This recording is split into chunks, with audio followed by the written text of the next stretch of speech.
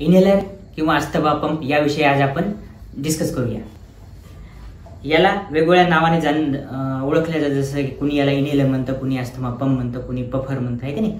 वेगवेगळ्या नावाने या प्लास्टिकच्या डिव्हाइसला ओळखल्या जातं। तर याविषयी आज आपण चर्चा करूयात। नमस्कार मित्रांनो, मी डॉक्टर पवन गिरी, छातीरोग, हृदयरोग व allergy specialist, Godavari chest hospital, Hingoli.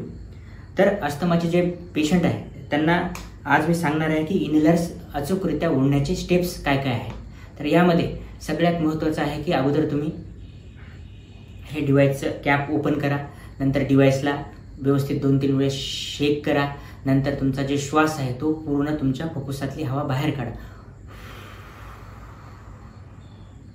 त्यानंतर हे इनहेलर तुमच्या दाताच्या मध्ये पकडून ओठाने गच्च आवळून धरा व हळूवार व खोल श्वास घ्या।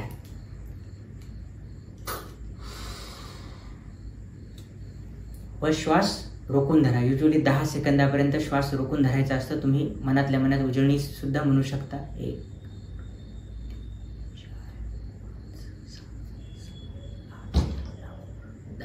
व हळूवार तुमचा श्वास नाकावाटे किंवा तोंडावाटे सोडून द्या। तुम्ही तोंडावाटे हे श्वास सोडू शकता, तुम्ही नाकावाटे हे श्वास सोडू शकता। पण युजली अस्थमाच्या पेशंटला बऱ्याच वेळेस ॲलर्जिकल रायनायटिस किंवा नाकाची ॲलर्जी